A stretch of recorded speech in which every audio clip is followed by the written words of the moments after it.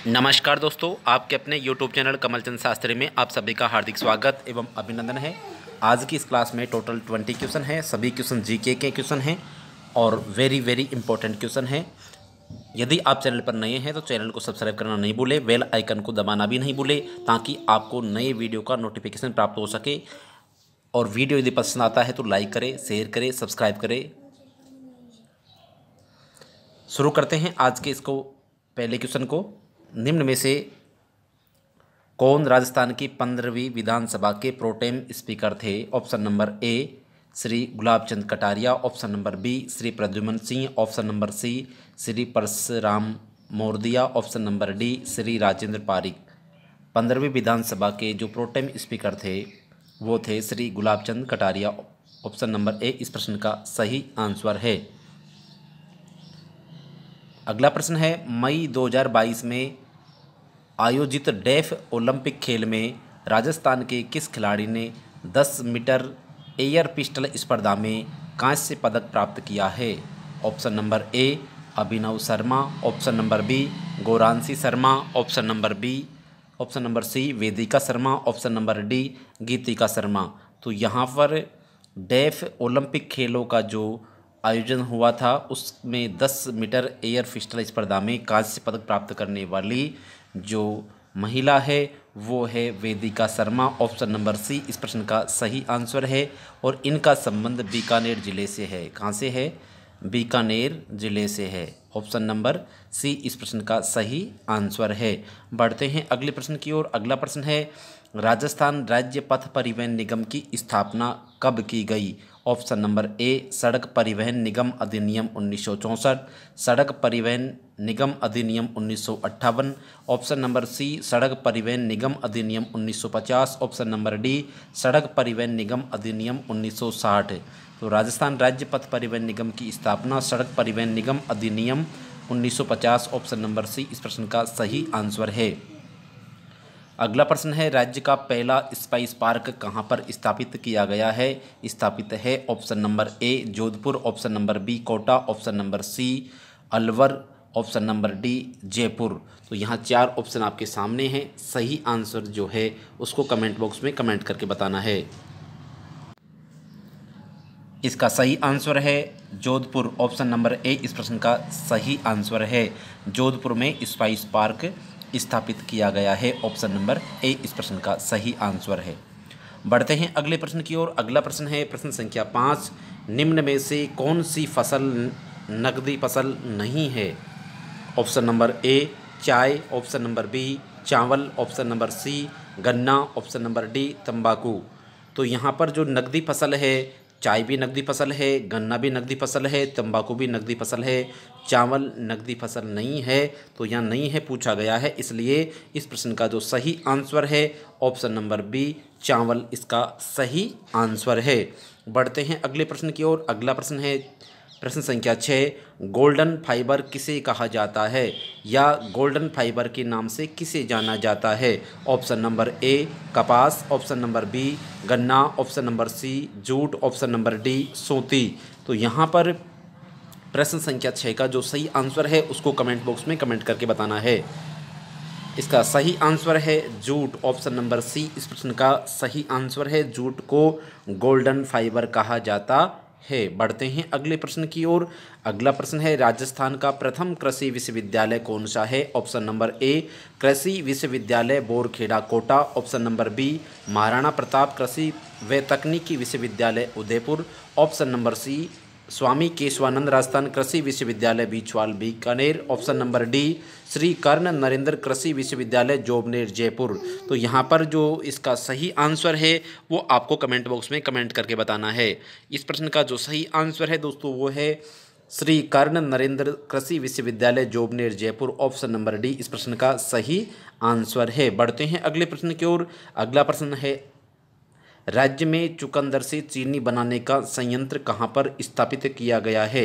Option number A Chittorgarh, option number B Bundi, option number C Jhalrapatan, option number D Ganganagar, Shri Ganganagar. तो यहाँ पर चुकंदर से जो चीनी बनाने का कारखाना स्थापित किया गया है, संयंत्र स्थापित किया गया है, वो श्री गंगानगर सूरतगढ़ में स्थापित किया गया है। ऑप्शन नंबर डी इस प्रश्न का सही आंसर है। बढ़ते हैं अगले प्रश्न की ओर। अगला प्रश्न जो है 6 से 14 वर्ष की उम्र के बालकों को शिक्षा के अवसर उपलब्ध करवाने हेतु कौन सा संविधान संशोधन किया गया है? ऑप्शन नंबर ए 74वां, ऑप्शन नंबर बी 81वां, ऑप्शन नंबर सी 86वां, ऑप्शन नंबर डी 94वां। तो यहाँ पर 6 से 14 वर्ष की उम्र के बालकों के शिक्षा में अवसर उपलब्ध कराने के लिए संविधान में 86वां संविधान संशोधन किया गया है। ऑप्शन नंबर सी इस प्रश्न का सही आंसर है। बढ़ते हैं अगले प्रश्न की ओर। अगला प्रश्न है प्रश्न संख्या 10, भारत में विधिक सेवा दिवस कब मनाया जाता है? ऑप्शन नंबर ए 1 दिसंबर, ऑप्शन नंबर बी 1 जनवरी, ऑप्शन नंबर सी 9 नवंबर, ऑप्शन नंबर डी 9 जुलाई। तो यहाँ पर इसका जो सही आंसर है अर्थात विधिक सेवा दिवस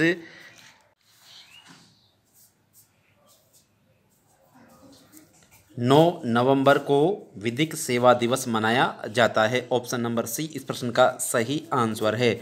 बढ़ते हैं अगले प्रश्न की ओर। अगला जो प्रश्न है वो है भारतीय संविधान को अंगीकृत किया गया या कब किया गया? ऑप्शन नंबर ए किया गया, किसके द्वारा किया गया? द्वारा पूछा गया है, किसने इसको अंगीकृत किया? ऑप्शन नंबर ए लोकसभा द्वारा, ऑप्शन नंबर बी राज्यसभा द्वारा, ऑप्शन नंबर सी संसद द्वारा, ऑप्शन नंबर डी संविधान सभा द्वारा। तो भारतीय संविधान को जो अंगीकृत किया गया था वो संविधान सभा द्वारा किया गया था। ऑप्शन नंबर डी इस प्रश्न का सही आंसर है। बढ़ते हैं अगले प्रश्न की ओर। अगला प्रश्न है भारतीय संविधान किस दिन लागू किया गया? ऑप्शन नंबर ए 26 जनवरी 1949, ऑप्शन नंबर बी 26 जुलाई 1950, ऑप्शन नंबर सी 26 जनवरी 1950, ऑप्शन नंबर डी 15 अगस्त 1947। तो यहाँ 4 ऑप्शन आपके सामने हैं। सही आंसर आपको कमेंट बॉक्स में कमेंट करके आपको बताना है सही आंसर कौन सा है। तो यहाँ पर जो सही आंसर है वो है भारतीय संविधान 26 जनवरी 1950 को लागू हुआ। ऑप्शन नंबर सी इस प्रश्न का सही आंसर है। बढ़ते हैं अगले प्रश्न की ओर। अगला प्रश्न है राजस्थान की पाकिस्तान के साथ लगने वाली अंतर्राष्ट्रीय सीमा की कुल लंबाई पूछी गई है। कुल लंबाई कितनी है? तो यहाँ कुल लंबाई की बात करें तो option number A 1070, option number B 1030, option number C 1010, option number D 1090।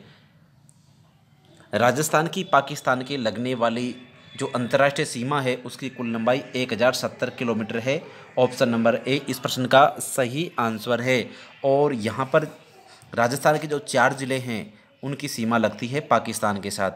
Shri Ganganagar, उसके बाद में बीकानेर है, उसके बाद में जैसलमेर है और जैसलमेर के बाद में बाड़मेर है।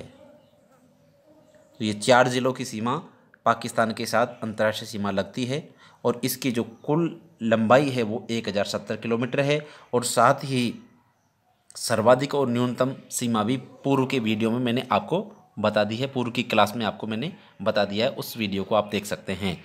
बढ़ते हैं अगले प्रश्न की ओर। अगला प्रश्न जो है गुलाबी नगरी के नाम से किसे जाना जाता है? Option number A Jodhpur, option number B Jaipur, option number C Jaisalmer, option number D Ajmer. तो गुलाबी नगरी के नाम से जैसलमेर, जयपुर, जोधपुर, अजमेर में से किसको जाना जाता है? जयपुर को जाना जाता है।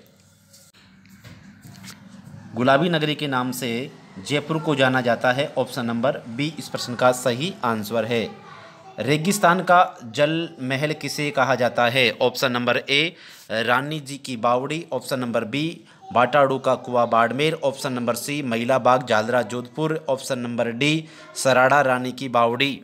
तो यहाँ पर रेगिस्तान का जो जल महल कहते हैं वो है बाटाड़ू का कुआं बाड़मेर। ऑप्शन नंबर बी इस प्रश्न का सही आंसर है। बढ़ते हैं अगले प्रश्न की ओर। अगला प्रश्न है राजस्थान के इतिहास का जनक किसे कहा जाता है? Option number A Colonel James Tod, option number B William Bentinck, option number C William Franklin, option number D George Thomas. तो यहाँ राजस्थान के इतिहास का जो जनक है वो कर्नल जेम्स टोड को कहा जाता है। ऑप्शन नंबर ए इस प्रश्न का सही आंसर है। प्रश्न संख्या 17, निम्न में से कौन सा अभ्यारण्य राइनो के लिए जाना जाता है? Option number A Jim Corbett, option number B Kaziranga, option number C Ranthambore, option number D Sariska. तो राइनो के लिए जाना जाता है काजीरंगा। ऑप्शन नंबर बी इस प्रश्न का सही आंसर है।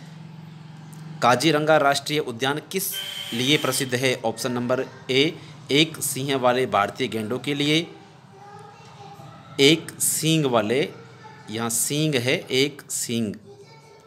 एक सींग वाले भारतीय गैंडों के लिए, ऑप्शन नंबर बी चीता के लिए और हाथियों के लिए, साइबेरियाई सारस के लिए। तो यहाँ पर काजीरंगा जो है वो एक सींग वाले भारतीय गैंडों के लिए प्रसिद्ध है। और राइनो भी किसे कहते हैं? राइनो भी एक सींग वाले गैंडों को कहते हैं। ये आपको ध्यान रखना है। बढ़ते हैं अगले प्रश्न की ओर। अगला प्रश्न है विश्व जनसंख्या दिवस कब मनाया जाता है? ऑप्शन नंबर ए 1 जुलाई, ऑप्शन नंबर बी 11 जुलाई, ऑप्शन नंबर सी 1 मई, ऑप्शन नंबर डी 26 नवंबर। विश्व जनसंख्या दिवस कब मनाया जाता है?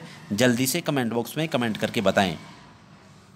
तो यहाँ पर इस प्रश्न का जो सही आंसर है वो है 11 जुलाई को विश्व जनसंख्या दिवस मनाया जाता है। बढ़ते हैं अगले प्रश्न की ओर। अगला प्रश्न है आज की इस क्लास का अंतिम प्रश्न है राजस्थान में पान की खेती सर्वाधिक कहाँ की जाती है? Option number A Jaipur, option number B Nagaur, option number C Jalore, option number D Karauli. तो राजस्थान में पान की खेती सर्वाधिक करौली जिले में की जाती है। ऑप्शन नंबर डी इस प्रश्न का सही आंसर है। तो दोस्तों आज की वीडियो में इतना ही। मिलते हैं अगले वीडियो के साथ। तब तक के लिए नमस्कार। जय हिंद, जय भारत, धन्यवाद।